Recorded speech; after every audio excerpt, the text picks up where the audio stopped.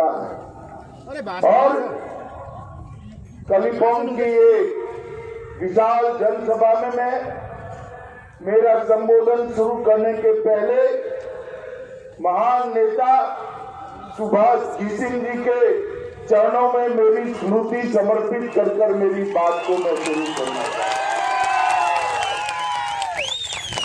पहाड़ की समस्याओं के लिए,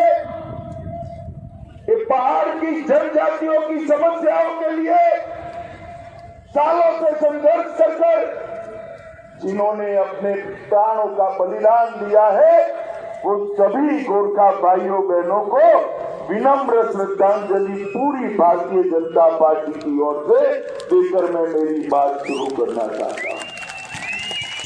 मित्रों, आज प्रथम चरण का चुनाव चालू है, बड़ी जोर शोर से मतदान हो रहा है। अलीपुरद्वार और कूच बिहार, ये दोनों सीटों पर मतदान हो रहा है। दोनों जगह भारतीय जनता पार्टी के मतदाता बड़ी मात्रा में मतदान मथक तक पहुंचे। मैं आपको इतना ही कहना चाहता हूं कि इस बार दीदी कितने भी सितम ढाए, 26 तारीख को दीदी का जाना तय है, ये मान कर जिस दिन मतगणना होगी, भारतीय जनता पार्टी 23 सीटें, 23 से ज्यादा सीटें बंगाल के अंदर जीतेगी। उसी दिन ममता दीदी की सत्ता का मृत्युगणित बजना तय है। मैं आपको कहना चाहता हूं, सुभाष घिसिंग जी से लेकर आज तक आप लोगों ने जो संघर्ष किया है, जो बलिदान दिया है, जो यातनाएं उठाई है, जो वेदनाएं उठाई है, ये सारी यातनाओं, वेदनाओं और संघर्ष सहन 26 मई को होने वाला है। 26 मई को कोई कितने भी जुल्म कर ले, सत्य के सामने जीत नहीं सकता और सत्य मेरे गोरखा भाइयों के साथ खड़ा है, मेरे पहाड़ी पर बसने वाले लोगों के साथ। ये आपका विजय निश्चित। गोरखाओं की वीरता, दार्जिलिंग की चाय, लोकगीत और नृत्य के लिए प्रसिद्ध पहाड़ियां शांति और अमन का संदेश देने वाली। यहाँ हरी भरी वादियां, लहलहाते पेड़, सूर्य देवता का यहाँ शीतल काल के साथ आना, ये यहाँ दुनिया भर के टूरिस्ट ला सकता है। मगर ममता दीदी ने, अत्याचारों ने इन वादियों को तबाह कर रख दिया है। आज अनेक गोरखा परिवार, अनेक यहाँ के बाशिंदे अपना घर छोड़कर बाहर जाने के लिए मजबूर हुए। मैं आपको नेताओं को बार बार दिल्ली में मिला, उनकी आंख में वेदना को देखा है, उनकी आंख में अपने मादरे वतन से दूर जाने की तड़प को मैंने अनुभव किया है। सैकड़ों गलत केस उनको लगा दिए, उनको जेल में डालने के षड्यंत्र करे। भारतीय जनता पार्टी चट्टान की तरह इन सभी नेताओं के साथ खड़ी है। हमें किसी का डर आज नहीं तो कल उनके साथ न्याय जरूर होने वाला है। मित्रों, मैं ये बताने के लिए आया, ये पूरा बंगाल जो एक जमाने में शांति का संदेश देता था, विवेकानंद, नेताजी सुभाष चंद्र बोस, बटुकेश्वर दास, रामकृष्ण परमहंस, रविंद्र ठाकुर और हमारे श्यामा प्रसाद मुखर्जी की जन्मभूमि बंगाल को ममता दीदी ने आज लूट खसोट का केंद्र बनाकर रख दिया। बंगाल की जनता अब यहाँ परिवर्तन के लिए तैयार है। मित्रों, आज मैं आपको ये कहने जब आया हूँ तब इतना ही कहता हूँ कि भारतीय जनता पार्टी इस चुनाव में चट्टान की तरह आपके साथ खड़ी।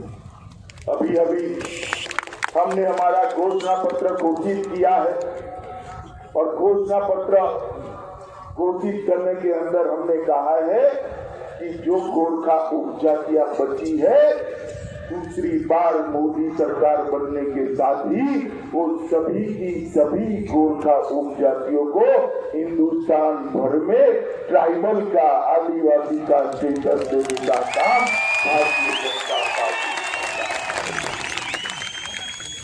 ये दीदी डराती है कहना जिससे गोरखाओं को आपत्ति आती है। मैं स्पष्ट करने आया हूं, मुझसे भी सवाया कोई हिंदुस्तानी है, मुझसे भी अधिक कोई हिंदुस्तानी है तो मेरा गोरखा भाई है। इसको कभी देश के बाहर कोई नहीं कर सकता। सैकड़ों युद्धों के अंदर वीजा के साथ लड़कर मां भारती के लिए खून बहाने वाली ये वीर पराक्रमी गोरखा जाति को कौन विदेशी कह सकता है? ममता दीदी, आप मत भड़काइए इनको। मैं कहना चाहता हूँ, हम सिटीजनशिप अमेंडमेंट बिल लेकर आए हैं। गोरखाओं को डरने की जरूरत जरा भी नहीं है। इसके अलावे भी जितने हिंदू, सिख, बौद्ध, जैन और क्रिश्चियन आसपास के देश से आए हैं वो शरणार्थी है। सबको इस देश की नागरिकता देने का काम भारतीय जनता पार्टी की नरेंद्र मोदी सरकार करेगी। यदि आपकी इच्छा नहीं है कि गोरखा भाइयों को, शरणार्थी हिंदू भाइयों को, शरणार्थी माइनॉरिटी को नागरिकता मिले, इसलिए जब सिटीजनशिप अमेंडमेंट बिल आया आपने राज्यसभा में इसका विरोध किया, मगर आपका विरोध अब बहुत चलने वाला नहीं। 2020 में राज्यसभा में भी भाजपा का बहुमत होने जा रहा है। दीदी, काम खोल करते नसीब ये पहाड़ियां पूरे बंगाल के अंदर जितने भी शरणार्थी आए हैं बांग्लादेश से, चाहे वो गोरखा हो, चाहे वो हिंदू हो, सिख हो, नेपाल से कोई आया है, इस सारे लोगों को नागरिकता देने का काम ये सिटीजनशिप अमेंडमेंट बिल करने वाला है। मित्रों, आज मैं आपको बताने आया हूं कि पूरे देश भर के अंदर चुनाव चल रहा है। पूरे देश भर के अंदर नई सरकार चुनने का एक माहौल। मैं कश्मीर से कन्याकुमारी और आसाम से लेकर गुजरात तक पूरे देश में घूमते घूमते घूमते आज ये पहाड़ियों की चोटी पर आया। मैं जहां पर भी गया एक ही नारा लगता है, मोदी मोदी मोदी मोदी मोदी मोदी मोदी मोदी। और ये मोदी मोदी का जो नारा लगता है वो बताता है कि देश की जनता तय कर चुकी है, इस देश के अगले प्रधानमंत्री नरेंद्र मोदी जी होंगे। नरेंद्र मोदी, मुझे बताओ भाइयों बहनों, आप लोगों का क्या फैसला है? जरा जोर से बोलो, देश का अगला प्रधानमंत्री कौन होगा? जरा जोर से बोलो, कौन होगा? और जोर से बोलो, कौन होगा?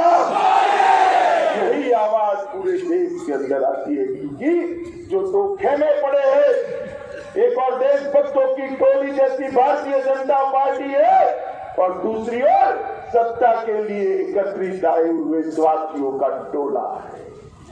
मैं पूछना चाहता हूं ममता दीदी को, आप कह तो रही हो कि गठबंधन को वोट दो, गठबंधन को वोट दो, गठबंधन को वोट दो। आपका गठबंधन किसके पास है?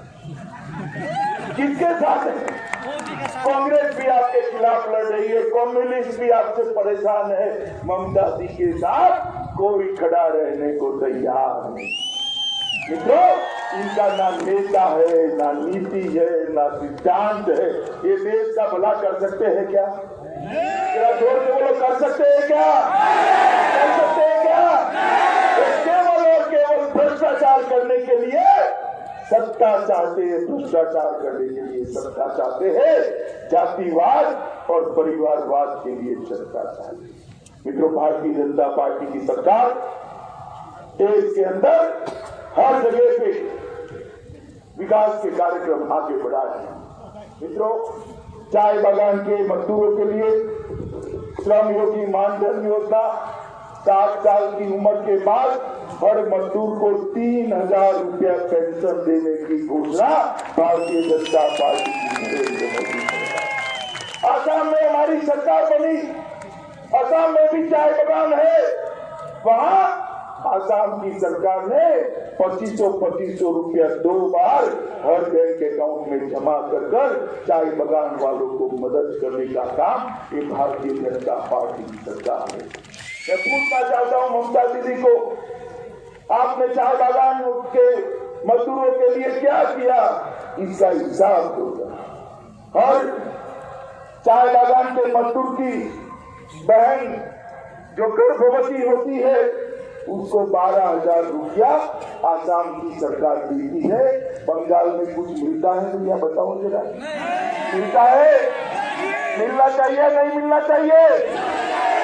ममता दीदी सरकार नहीं देगी, एक बार नरेंद्र मोदी को 23 सीटें बंगाल में से दे दो, हम भी करेंगे। 20,000 से ज्यादा चाय बागान वाले को असम सरकार ने स्मार्टफोन दिया, उनके बैंक अकाउंट खुला दिए, इनकी मजदूरी सीधी अब बैंक अकाउंट में जमा होती है।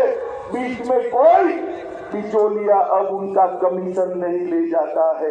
ऐसी व्यवस्था बंगाल में होनी चाहिए नहीं होनी चाहिए? होनी चाहिए नहीं होनी चाहिए? और चाय बागान वाले को अगली सरकार बनने के बाद 5 लाख तक का पूरा स्वास्थ्य का खर्चा भारतीय जनता पार्टी की नरेंद्र मोदी सरकार उठाने वाली है। नरेंद्र मोदी किसी भी चाय बागान के मजदूर को, उनके परिवार को, किसी को हार्ट अटैक हो जाए, लकवा हो जाए, ब्लड कैंसर हो जाए, किसी का गुर्दा बदलाना हो, लीवर बदलाना हो, चाय बागान का मजदूर कहाँ से बदला, खर्चा कहाँ से करे?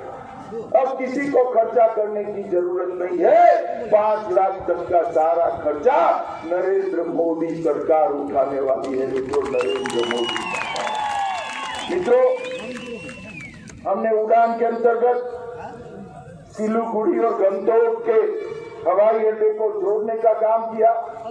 और मित्रों, हमने कहा है कि अगर भाजपा की सरकार बनती है तो लघुतम वेतन के लिए, न्यूनतम मजदूरी के लिए, चाय बागान की समस्या के समाधान के लिए एक विशेषज्ञ समिति बनाएंगे जो 3 ही महीने में इसकी रिपोर्ट देगी और मेरे चाय बागान वालों को आगे की दिशा में ले जाएगी। मित्रों, नरेंद्र मोदी जी ने पश्चिम बंगाल के विकास के लिए बहुत सारे काम किए, मगर ममता बनर्जी की सरकार ने, टीएमसी की सरकार ने बंगाल को बम धमाकों की गूंज के अंदर चुप कर दिया। हर जगह उनकी सिंडिकेट, हर जगह माफिया, गौ तस्करी, अफीम और नारकोटिक्स की तस्करी, घुसपैठ कराना, देश विरोधी तत्वों को अपना पीठ पर हाथ रखना और राष्ट्रप्रेमी गोरखाओं को परेशान करना, यही बंगाल की मुख्यमंत्री का काम है, यही बंगाल की मुख्यमंत्री का काम है। मित्रों, अभी तृणमूल कांग्रेस के पुलिस वालों ने ढेर सारा गोलीबार कर हमारे 2 कार्यकर्ताओं को मार देने का काम किया। बंगाल के अंदर 60 से ज्यादा भारतीय जनता पार्टी के कार्यकर्ताओं की हत्या करने का काम तृणमूल कांग्रेस के गुंडों ने किया। ममता दीदी, आप क्या मानती हैं? निर्दोष गोरखाओं पर अत्याचार कर भाजपा के कार्यकर्ताओं की हत्या कर आप बंगाल की आवाज को दबा दोगी? आप दबा नहीं पाओगी। हम भारतीय जनता पार्टी के कार्यकर्ता है, अन्याय के सामने लड़ना हमारा स्वभाव है। हम अंत तक लड़ाई लड़कर आपको हरा कर जाएंगे। मित्रों, बंगाल के पूरे जिस प्रकार से लूट चल रही, इसके बारे में मैं ज्यादा बताना नहीं चाहता। मैं सिर्फ इतना बताना चाहता हूँ कि बंगाल के अंदर दुर्गा पूजा ठीक से न मना पाए, सरस्वती पूजा न कर पाए, रामनवमी के उत्सव पर प्रतिबंध लगा दिया जाए, इस प्रकार का बंगाल आप चाहते हैं क्या? चाहते हैं क्या? चाहते हैं क्या? अब यहाँ अगर परिवर्तन करना है तो हमारे नेता राजू बीज को, राजू आ गया उधर, राजू बीज को प्रचंड बहुमत के साथ हमने राजू को इसलिए टिकट दिया है, ये मैनेजमेंट का भी एक्सपर्ट है और मूल नेपाली है, आप लोगों के साथ दूध में शक्कर की तरह घुल मिल जाएगा, इसलिए राजू को यहाँ पर भेजा। मित्रों, अभी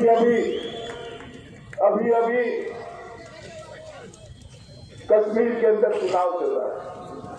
कांग्रेस पार्टी और नेशनल कॉन्फ्रेंस दोनों साथ चुनाव लड़े। अभी ममता जी ने भी सारे विपक्ष को बुलाया तो उमर अब्दुल्ला आए। अभी उमर अब्दुल्ला ने कहा कश्मीर के अंदर दूसरा प्रधानमंत्री बनना है। मित्रों, एक देश में दो प्रधानमंत्री बन सकते हैं क्या? बन सकते हैं क्या? ये इसलिए कहते हैं कि कश्मीर को हिंदुस्तान से अलग करना। इस मंच पर से मैं ममता जी को पूछना चाहता हूँ, ममता दीदी आप बताइए, उमर अब्दुल्ला के बयान के साथ आप सहमत हो या नहीं? बताना चाहिए ना भाई। अरे ममता दीदी जो करे वो करे, मैं बता देता हूँ, जब तक भारतीय जनता पार्टी के एक भी कार्यकर्ता के शरीर के अंदर प्राण है, कश्मीर को हमसे कोई अलग नहीं कर सकता, कोई अलग नहीं। ये अपनी वोट बैंक की राजनीति करने के लिए देश की सुरक्षा के खिलाफ, अभी पुलवामा में हमला हुआ, अपने 40 जवान शहीद हो गए, बंगाल के भी 4 जवान शहीद। 40 जवान शहीद होने के बाद नरेंद्र मोदी जी ने 13वीं के दिन एयर स्ट्राइक करने का हुक्म दिया। अपने इंडियन एयरफोर्स के जांबाज जवान पाकिस्तान के घर में घुसकर टेररिस्ट कैंपों पर हमला कर उनके फुर्जे उड़ाकर वापिस आ गए। एयर स्ट्राइक कर पाकिस्तान को सबक सिखा दिया। मित्रों, सबक सिखा दिया। आप तो सब ताली बजा रहे हो। देश भर के अंदर खुशियां मनाई जाती थी, पटाखे जलते थे, मिठाइयां बंटती थी, शहीदों के जवान को फूल मालाएं चढ़ाई जाती थी, श्रद्धांजलि दी जाती थी। 2 जगह मातम, 2 जगह। एक तो पाकिस्तान में मातम था, वहां तो होना ही चाहिए, होना चाहिए नहीं होना चाहिए। दूसरा ममता बनर्जी के ऑफिस पर मातम था, छातियां पीट कर टीएमसी वाले रो गए। मुझे तो कई बार दिमाग में विचार आता है कि ये क्यों रो रहे, इनके मसेरे भाई लगते हैं क्या वो? मित्रों, ये इसीलिए रो रहे थे कि इनकी वोट बैंक दुखी। मित्रों, वो जितना भी रोना है वो रोले ममता दीदी। मैं आपको बताने आया हूँ, नरेंद्र मोदी की सरकार, भारतीय जनता पार्टी की सरकार देश की सुरक्षा के साथ कोई समाधान नहीं करेगी। पाकिस्तान से गोली आएगी, यहाँ से गोला जाएगा, ईद का जवाब पत्थर से। ये लोकराम के अंदर जिनके सैनिक घुसने के लिए खड़े हो रहे थे, नरेंद्र मोदी जी ने बम स्टैंड लिया।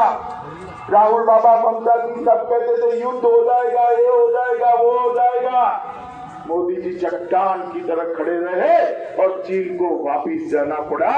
ये भारतीय जनता पार्टी की नीति है। मित्रों, भारतीय जनता पार्टी, मित्रों, हम एनआरसी लेकर आए।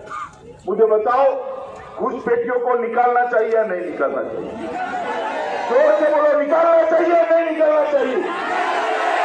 ये पूरे नॉर्थ ईस्ट बंगाल में और पहाड़ियों की चोटियों पर ये जो घुसपैठिए घुसे हैं, वो दीमक की तरह हमारे देश को चाट रहे। हमने एनआरसी इसलिए लाए हैं कि घुसपैठियों को चुन कर निकालना। ये ममता जी एनआरसी का विरोध कर रही है। वो कह रही है वो कहाँ जाएंगे, क्या खाएंगे, क्या पिएंगे? क्यों ममता जी, उनकी चिंता हो रही है। और 6000 परिवार आपके अत्याचार के कारण पहाड़ से बाहर जाकर आज रह रहे, इनकी चिंता नहीं हो रही आपको? तो घुसपैठियों की चिंता हो रही है। मगर मैं बता देता हूं, हमने हमारे घोषणा पत्र के अंदर वादा किया है कि दोबारा नरेंद्र मोदी सरकार बनने के बाद देश भर के अंदर नेशनल रजिस्टर ऑफ सिटीजन बनाया जाएगा और एक एक घुसपैठिए को चुन चुन कर निकालने का काम ये भारतीय जनता पार्टी की करता है। और जितने भी हिंदू और बौद्ध शरणार्थी आए हैं, चारों को ढूंढ ढूंढ कर भारत की नागरिकता देकर यहाँ के बासिंदे बनाने का काम भी भारतीय जनता पार्टी की सरकार है। मित्रों, ये कहते हैं कि भारत के अंदर 370 की धारा रहनी है। मुझे बताओ, कश्मीर में से 370 की धारा हटानी चाहिए या नहीं हटानी? जोर से बोलो जरा, हटानी चाहिए या नहीं हटानी चाहिए? मोदी जी ने तय किया है कि भारतीय जनता पार्टी की सरकार बनेगी, कश्मीर से धारा 370 को हटा देगी। और इसलिए मैं आज इस पहाड़ के ऊपर आप सभी से करबद्ध निवेदन करने आया है।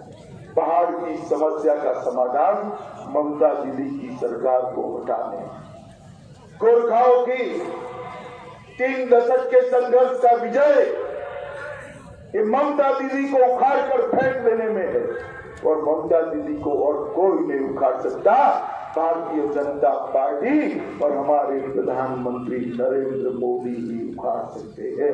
और